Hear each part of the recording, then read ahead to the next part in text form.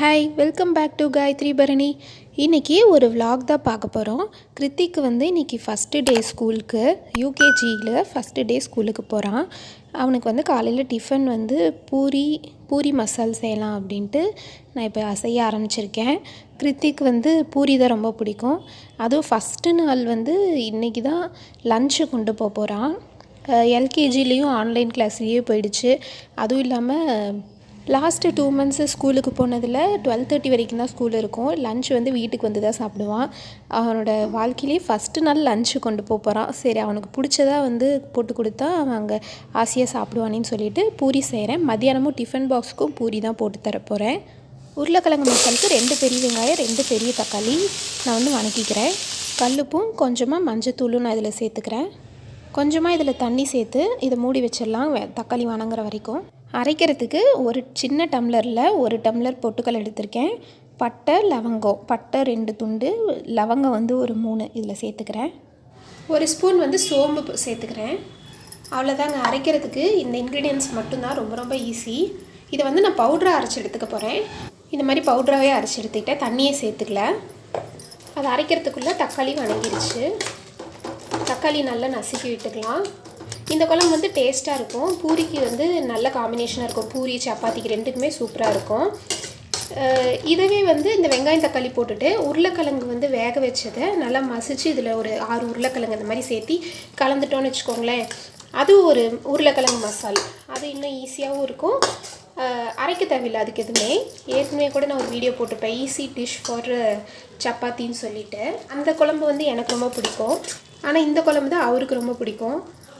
இந்த பவுட்ரு சேர்த்ததுமே நிறைய தண்ணி ஊற்றி கட்டி இல்லாமல் கரைச்சிக்கலாம். ஏன்னா உடனே கட்டி ஆகிடும். கட்டி இல்லாமல் கரைச்சிக்கலாம். பவுட்ரு சேர்த்துனதுமே நம்ம தண்ணி ஊற்றி கலந்துட்டோன்னா கட்டி இல்லாமல் வந்துடும். இல்லை உங்களுக்கு அது கலக்கிறது கஷ்டமாக இருக்குது, கட்டி வந்துடுது அப்படின்னு நீங்கள் நினச்சிங்கன்னா மிக்சியில் அரைக்கும் போதே தண்ணி ஊற்றியே நீங்கள் அரைச்சிக்கலாம். பவுடரை அரைக்காமல் தண்ணி ஊற்றியே நல்லா அரைச்சிட்டிங்கன்னா உங்களுக்கு கட்டி ஆகாது. இது வந்து பொட்டுக்கல்லை நம்ம சேர்த்திருக்கனால உடனே கெட்டியாகிடும். அதனால் வேணுங்கிற அளவு தண்ணி வந்து நிறையா ஊற்றி, ஒரு சொம்பு நிறையா ஊற்றி நம்ம கலந்து விட்டுட்டே இருக்கணும். இது நல்லா கொதித்து குழம்பாகிற வரைக்கும் அப்பப்போ தண்ணி ஊற்றி கலந்து விட்டுட்டே இருங்க, அடி பிடிக்காமல் இருக்கிறதுக்கு. கருவேப்பிலை, கொத்தமல்லி தழை சேர்த்துட்டு உருளைக்கிழங்கு வந்து நான் ஒரு 3 உருளைக்கிழங்கை வேக வச்சு எடுத்து வச்சுருந்தேன். அதை வந்து நம்ம இந்த மாதிரி மசிச்சு இதில் சேர்த்துக்கலாம். அவ்வளோதாங்க, உருளைக்கிழங்கு மசால் ரெடி ஆயிடுச்சு. இது வந்து செய்கிறதும் ரொம்ப ஈஸி, டேஸ்ட்டாகவும் இருக்கும்.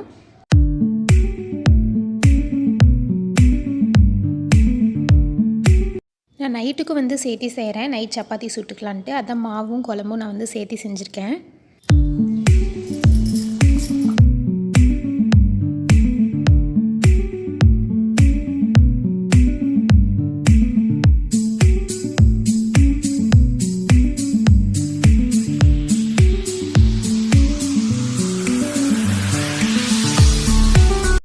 இது வந்து வடகம் கொஞ்சமாக இருந்துச்சு, ஏபிசிடி ஷேப்ஸில். மார்னிங் டிஃபன் வந்து ஷேப்ஸ் பூரி ரெடி ஆயிடுச்சு.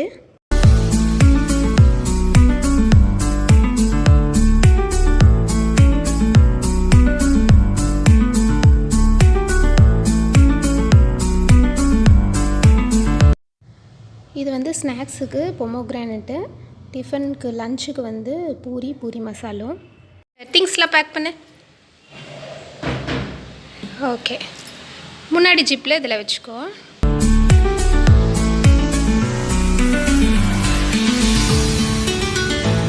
இந்த மாதிரி அவங்களோட பேக்கில் அவங்க திங்ஸை வந்து அவங்களே பேக் பண்ணுறதும் ஒரு குட் ஹேபிட் தான். இது வந்து போக போக நம்ம கிட்டேருந்து நம்ம சொல்லி கொடுத்துட்டே இருக்கணும். போக போக அவங்களே வந்து நம்ம ஹெல்ப் இல்லாமல் அவங்களே எல்லா திங்ஸ்லாம் எடுத்து வச்சுப்பாங்க. இதுக்கு வந்து அவங்கள கம்பல் பண்ண தேவையில்லை. அவங்க ஹாப்பியாக இருக்கும்போது அன்பாக சொன்னாலே இந்த ஹேபிட்ஸ்லாம் அவங்க ஃபாலோ பண்ணுவாங்க.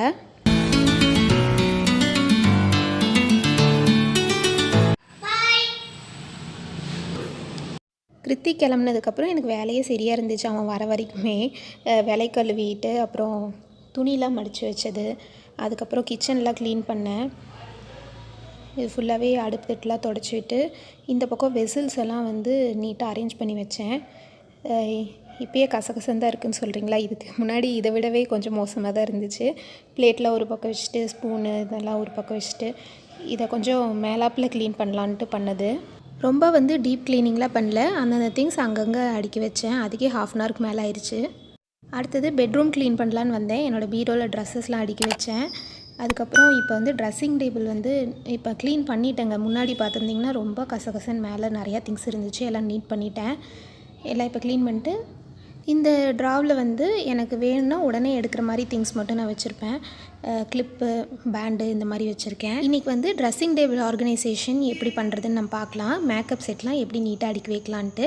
ஏன்னா இருக்கிறதுலே நிறையா ஏகப்பட்ட திங்ஸ் வந்து மேக்கப் ஐட்டமில் இருக்கும் இல்லையா, அதெல்லாம் எப்படி நீட்டாக ஒரே டேபிளில் ஒரே இடத்துல அடுக்கி வைக்கிறதுன்னு நம்ம பார்ப்போம். இந்த ட்ரெஸ்ஸிங் டேபிளில் இன்னொரு ஸ்பெஷல் என்னென்னு பார்த்தோன்னா, இந்த டோரில் வந்து ஸ்ப்ரிங்கு போயிடுச்சுங்க. அதனால் நான் சும்மா இருக்கும்போது டோர் எப்போ ஓப்பன் ஆகிட்டே இருந்துச்சு, ஓப்பன்லேயே தான் இருந்துச்சு.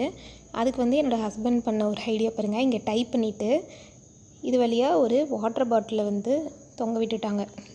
இன்னொரு எண்டில் வாட்டர் பாட்டிலை டைப் பண்ணி விட்டுட்டாங்க பாருங்கள். இது ஓப்பன் பண்ணும்போது பாட்டில் மேலே வரும், இதை க்ளோஸ் பண்ணும்போது பாட்டில் கீழே வரும். இது எப்போவுமே க்ளோஸ், அந்த பாட்டில் வெயிட்டுக்கு இது எப்போவும் க்ளோஸில் தான் இருக்கும். நம்ம ஓப்பன் பண்ணால் மட்டும்தான் ஓப்பன் ஆகும். நார்மல் டோர் மாதிரி ரெடி பண்ணிட்டாரு. பேண்டெல்லாம் வந்து ஒரு பாக்ஸில் போட்டு வச்சுக்கிட்டேன். என் மேரேஜ் அப்போ வாங்கினதே ஒரு 5 இயர்ஸ் பக்கமாக நான் யூஸ் பண்ணிகிட்டே தான் இருந்தேன். இப்போ தான் ரீசெண்டாக வந்து ஒரு 10 பேண்டு புதுசாக இருக்கட்டும் அப்படின்னு சொல்லி வாங்கினது.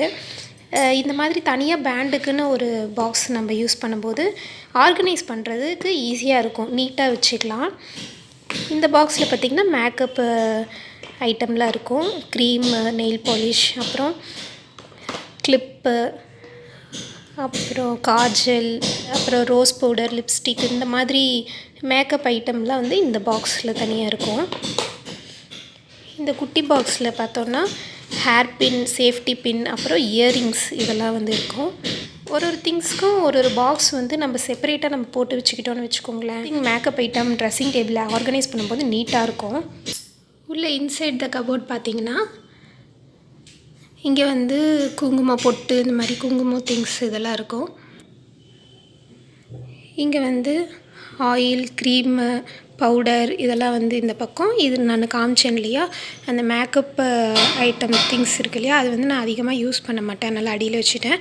பேண்ட் வந்து டெய்லி ட்ரெஸ்க்கு மேட்சாக நம்ம யூஸ் பண்ணுவோம், அதுக்காக அது மேலே வச்சுக்கிட்டு அடிக்கடி எடுப்போம் டெய்லியும். அடுத்தது கீழே பார்த்திங்கன்னா பவுடர், இது வந்து இயரிங்.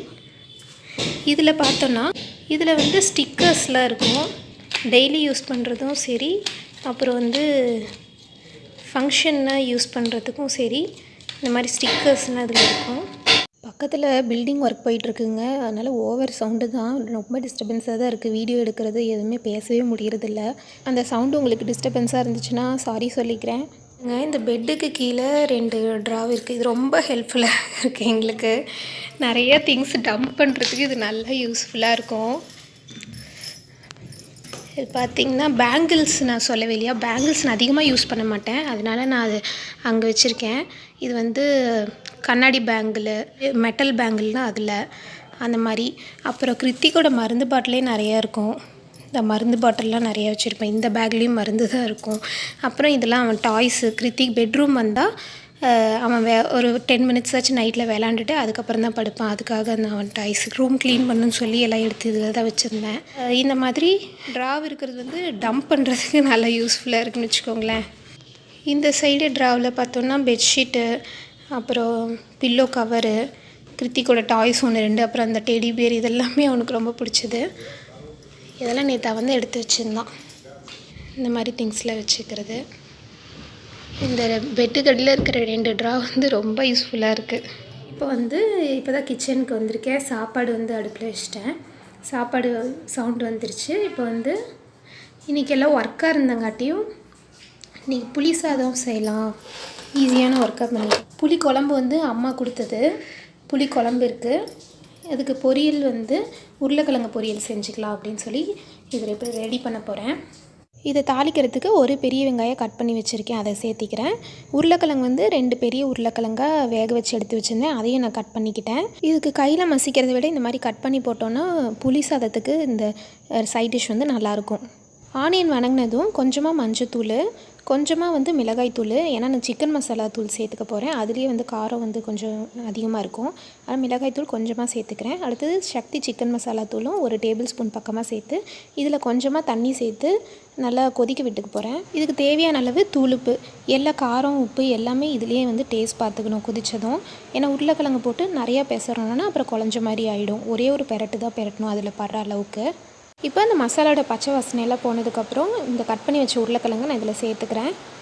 கருவேப்பிலை கொத்தமல்லியும் இப்போவே சேர்த்துட்டு ஒரே ஒரு பெசரை மட்டும் நல்லா பெசறிட்டு எல்லா பக்கமும் அந்த மசால் படுற மாதிரி மட்டும் கலந்துட்டு ஒரு 5 மினிட்ஸ் மூடி வச்சிட்டோன்னா அந்த மசாலா இந்த உருளைக்கிழங்குல இறங்கிடும்.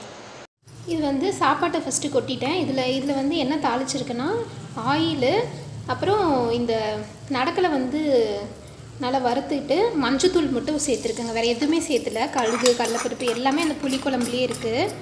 கருவேப்பிலை எல்லாமே அதிலே போட்டிருக்காங்க. நான் வந்து நடக்கலையும் மஞ்சத்தூள் மட்டும் சேர்த்துக்கிட்டேன். எந்த வெரைட்டி ரைஸ் இந்த மாதிரி கிளறதா இருந்தாலும் ஃபஸ்ட்டு ஆயில் ரைஸில் வந்து இந்த மாதிரி ஆயில் ஊற்றி நல்லா பெரட்டிட்டோன்னா ஒன்றோட ஒன்று ஒட்டாது, நல்லா உதிரி உதிரியாக வரும். இப்போ இது நல்லா கிளறிட்டேன், ஒயிட் ரைஸே தெரியாத மாதிரி. புளிக்குழம்பு வந்து இந்த ரைஸ்க்கு தேவையான அளவு நான் இதில் சேர்த்துக்கிறேன்.